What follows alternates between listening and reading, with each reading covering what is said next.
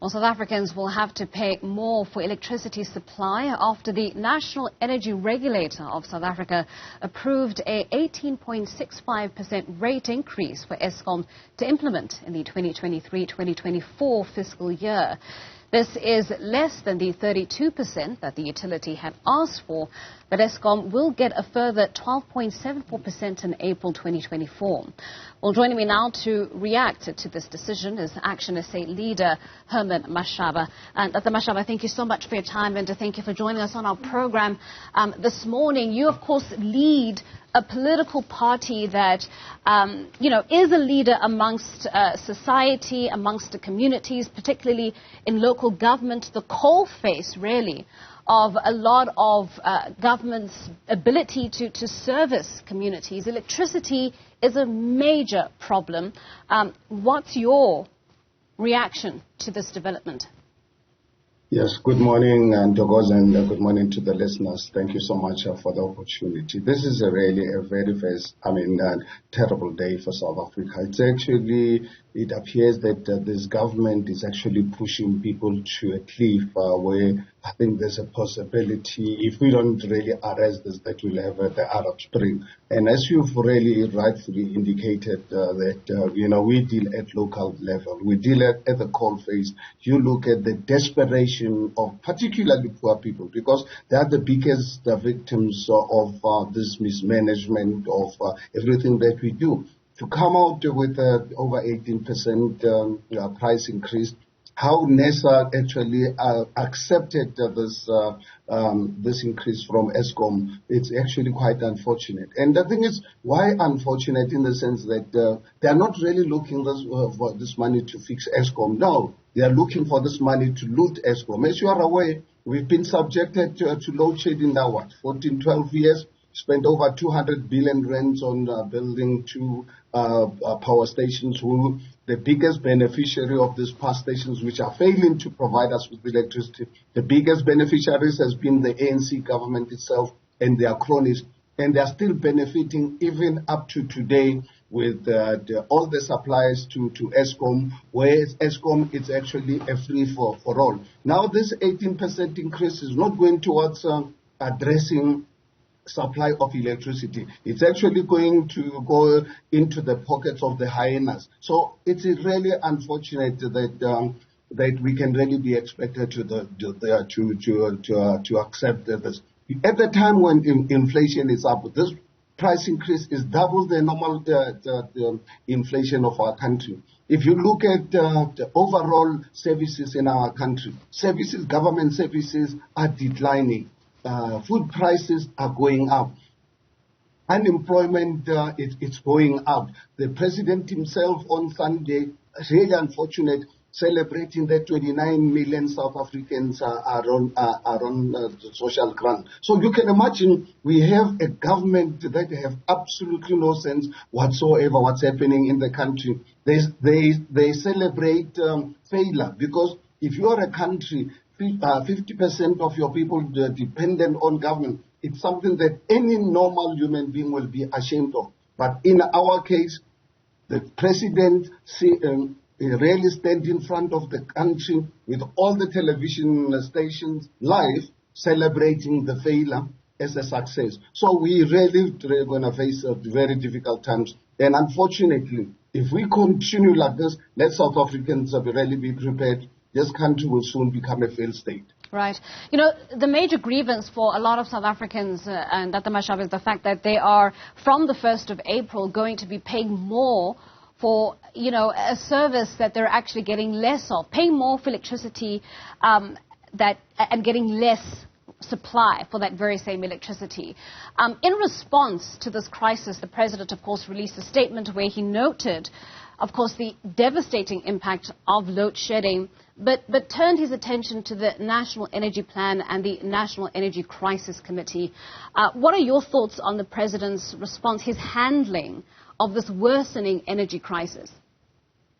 I think, let's face it, our president, ever since the Phala Phala saga, He's never really had the decency and the courtesy to address us as South Africans about the various issues facing this country. Every time the president of this country speaks to this country, that's when he addresses ANC rallies and ANC matters. If there's anything that he wants to talk to us as South Africa, he speaks to us through a spokesperson. The president does not have the courage to stand in front of the nation to really take us into confidence about challenges that this country is facing. So, unfortunately, South Africa is on an autopilot. I was actually quite shocked the last few days to learn that the president is preparing to really go to Davos. To go and do what? At the time when South Africans don't have electricity, when South Africans are really desperate, what is actually going the president going to achieve in Davos? Because I can tell you and assure you,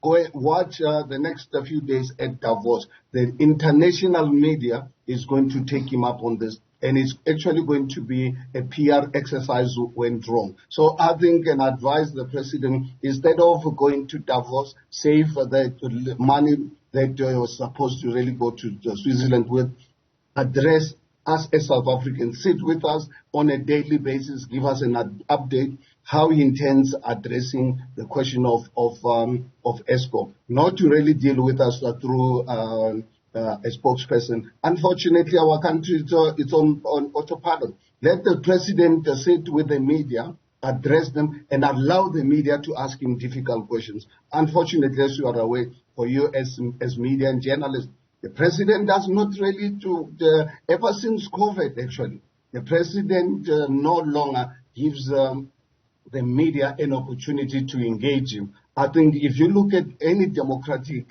country anywhere in the world, the successful ones, the presidents are daily out there. Ministers are there to address issues of a country. Unfortunately, with ours, because obviously I think his preference, firstly, is the unity of the ANC, which is something unattainable, can never be achieved. And also, I'm probably looking after his dollars because as soon as he leaves his house, he's aware that people are going to steal them. So probably he spends more time actually guarding his dollars than actually leaving it to his security staff to take care of. Well, Dr. Mashaba, you raise a very important point, and that is the issue of accountability. Is the president being held accountable for this energy crisis?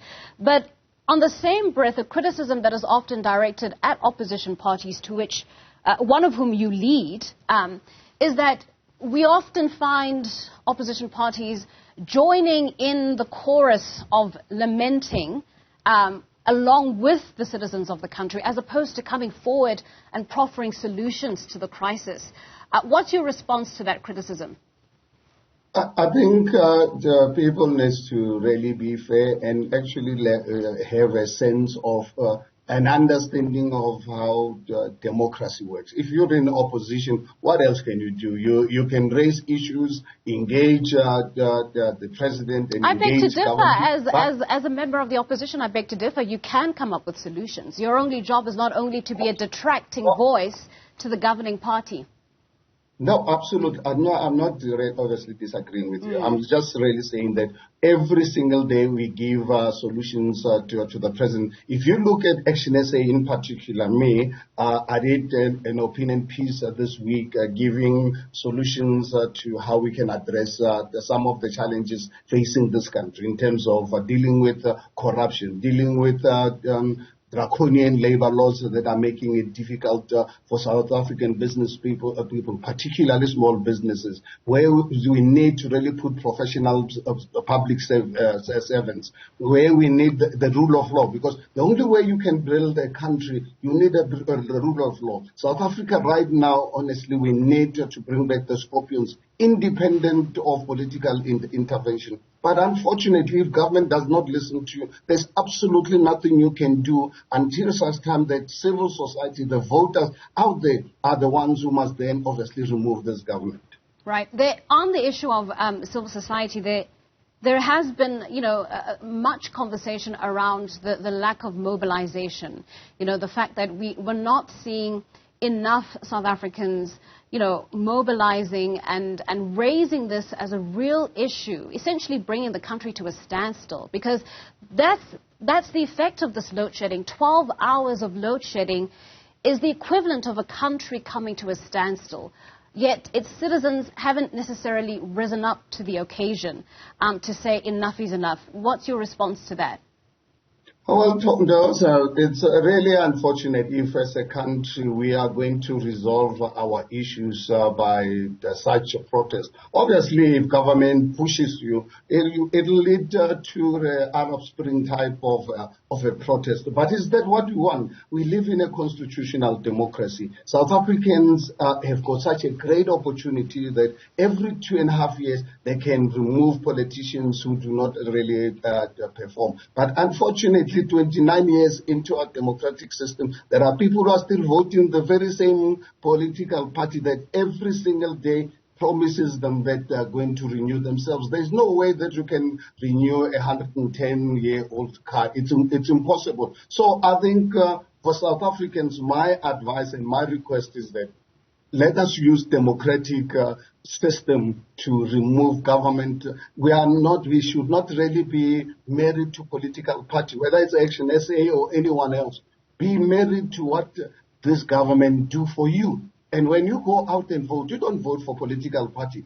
You vote for political party so that you can be the boss. Because in a democratic system, voters are the ultimate bosses because they're the ones who determine who is in government and who's not. Unfortunately, in South Africa, the IEC has been a dismal failure by failing to provide voter education to our people, particularly the youth, who are the biggest casualties of the failure of the ANC government. Right. Keeping them uneducated, ignorant, opening our borders to get international drug syndicates to come and destroy their lives. But we are fighting this cage. Some of us, we are out there every day. We know and are hopeful that come 2024, South Africa is going to find a peaceful, democratic system to remove this government.